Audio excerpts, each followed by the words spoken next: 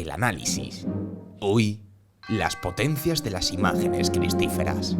En la última trabajadera. Todos vemos en nuestras imágenes cristíferas un elemento, una pieza patrimonial que, por su gran trabajo de elaboración y su vistosidad, salta enormemente a la vista. Se trata de las potencias, 3 en concreto, que a modo de haz de luz salen de la cabeza de las imágenes de Jesucristo. ¿Realmente sabemos qué simbolizan estas potencias? ¿Sabemos dónde se encuentra el origen en la representación de Jesucristo? Hoy, en la última trabajadera, os lo explicamos.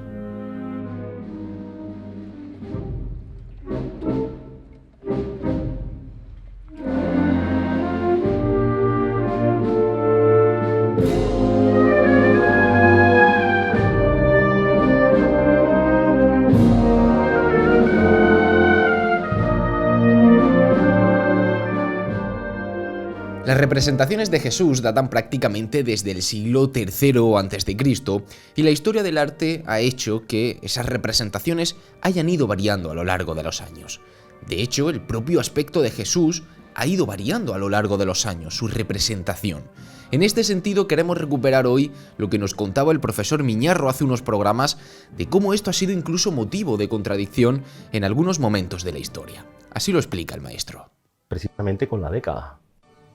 Año 2000, 2001, 2002, publica la BBC un programa de televisión que se llama Hijo de Dios, para el cual le encarga a unos forenses de la Escuela de Manchester, de la Facultad de Medicina de Manchester, al doctor Richard Neves, le encarga que haga una reconstrucción basada en un cráneo judío de cómo pudo ser el rostro de Jesús de Nazaret. Aquello fue provocador para mí, porque claro, lo que sale es el rostro, y que me perdonen los camioneros, de un camionero. Efectivamente, no se parece nada a lo que uno espera de lo que es la iconografía de Cristo, que además yo creo que tiene unos fundamentos muy interesantes, que se remontan prácticamente al siglo V. En el siglo V, que es lo que había en el mundo conocido, que se pudiera atribuir a una imagen no hecha por mano humana, porque ya había pasado las batallas iconoclastas, pues nos tenemos que trasladar a la ciudad de Edesa, la actual Salin Urfa, en el sur de Turquía, y allí encontramos una misteriosa imagen, conocida ya en el siglo IV, y que además hay unos textos en siríaco que se consideran apócrifos, el Evangelio de lo que le llaman las actas de Tadeo, le llaman Ananáis en algunas de las, o Tadeo, donde nos habla de que allí había una imagen que era el rostro de Cristo hecho por él mismo, es decir, estaba la teoría de que era una pintura hecha por un pintor de rey Algaro, o que Jesús mismo se la había hecho con su manto, poniéndose el manto en la cara. De ahí parte toda la iconografía de Cristo.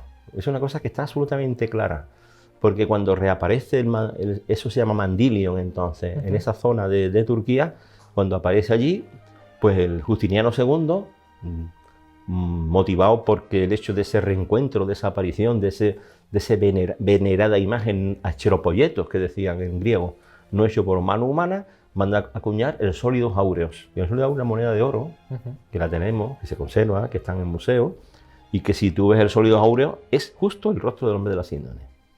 La sábana santa. Claro. Lo que llega en el año 944 desde Edesa hasta allí. Para hablar de la aparición de estos 3 haces de luz, debemos trasladarnos antes al arte bizantino, una expresión artística que se configuró a partir del siglo IV y que abarcó gran parte de la historia del arte. Nos trasladamos a este momento porque será la primera vez en la que una representación de Jesucristo tenga detrás 3 elementos detrás de su cabeza, como digo. Aún no se pueden definir como haces de luz, por eso decimos elementos.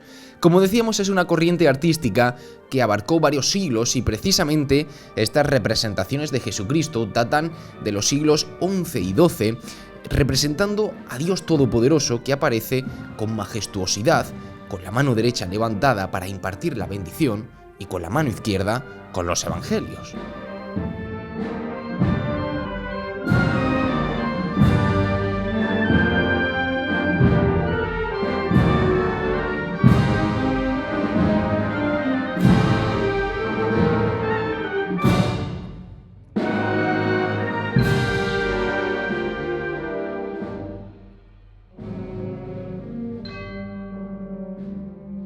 Este tipo de representaciones de Jesucristo es común verlas en dos lugares principalmente de las iglesias: en el exterior, en los tímpanos de las portadas esculpido en piedra, o en el interior, pintado en las bóvedas de horno de los ábsides. Lo interesante de esta representación es la figura que aparece detrás de la cabeza de Jesucristo. Algo muy característico de este periodo artístico es la simbología casi extrema de sus obras, y en lo que a lo religioso se refiere, adquiere aún más importancia. Por ello, todas las representaciones de imágenes sagradas iban acompañadas de un nimbo, una especie de corona habitualmente circular que viene a representar a través de la luz la divinidad de esa imagen. Lo curioso es que, en el caso de Jesucristo, esa luz, ese nimbo, es completado por una cruz, formando lo que se conoce como un nimbo crucífero, que debido a la silueta propia de la imagen de Jesucristo sobre él, tan solo deja ver lo que sería el mástil superior y los dos laterales de esa cruz que se está representando, dando de esta forma la sensación de ser tres objetos que parten de la cabeza de Cristo, que ya entonces se podían entender como la plenitud de la gracia, la omnipotencia y la omniscencia de Cristo.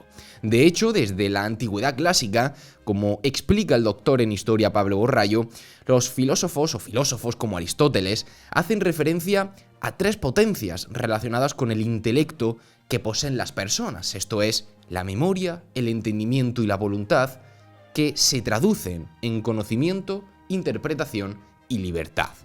Aplicadas a la teología, agrupan en sí mismas la capacidad humana para imponer el bien sobre el mal, y de ahí que Jesucristo, como verdadero hombre, también las tuviera, pero llevadas a su máximo exponente, como hijo de Dios que era, y de ahí que esas capacidades le llevaran a aceptar la pasión y muerte.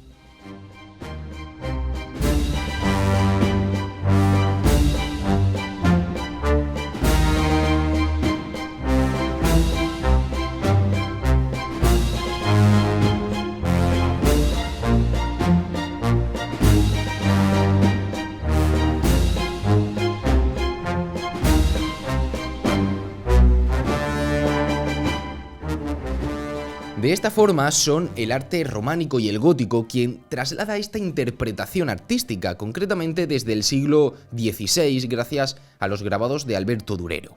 En este sentido se le amplía su simbología y se comienza a entender también a nivel artístico que esos tres haces de luz representan la condición del Señor de profeta, sacerdote y rey. Así podemos observar en obras como La resurrección de Cristo, Cristo en el limbo de la pasión o Cristo de paciencia del artista alemán, cómo ese nimbo crucífero se traslada a tres haces de luz ya sí completamente identificables. En España esta interpretación la introduce el Greco con obras como Cristo abrazando a la cruz o El Salvador. Es precisamente este artista de quien beben años más tarde los artistas barrocos para la imaginería que llega hasta nuestros días. De esta forma, la elaboración de las potencias se ha ido ensalzando con el paso de los años y a día de hoy se entienden como un elemento de divinidad, el cual ha de ser creado como tal.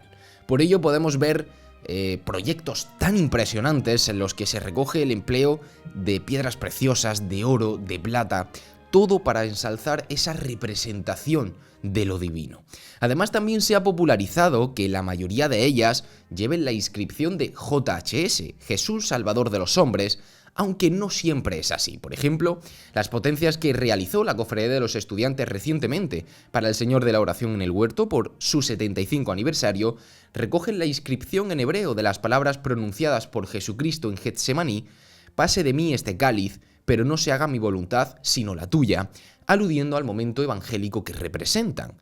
Otras, sin embargo, no llevan ningún tipo de inscripción, por lo que en este sentido sí podemos entender que este empleo, esta simbología dentro de las potencias, sí es algo ocasional en este sentido. Pero las potencias, propiamente el uso de las potencias, ¿se considera algo opcional, esencial? ¿Se puede considerar un error que una imagen cristífera no las lleve?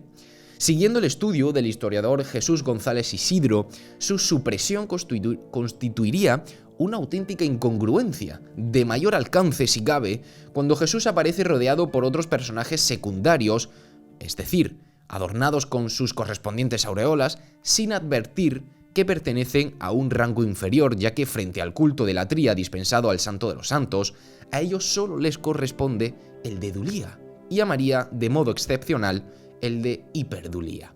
En este sentido, cabe destacar también que las imágenes del niño Jesús, que podemos ver, por ejemplo, en las imágenes de gloria de nuestra ciudad, de igual forma, han de llevar este tipo de simbología, aunque en estos casos es cierto que se puede hacer con una corona al uso.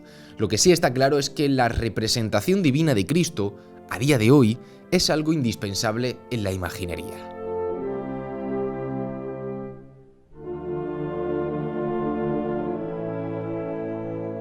Así como han podido escuchar ustedes, esta parte de la simbología de las representaciones de Cristo es el resultado de una suma de influencias artísticas que, en ese afán de simbolizar la divinidad de Jesucristo, han desembocado en estas maravillosas piezas de patrimonio.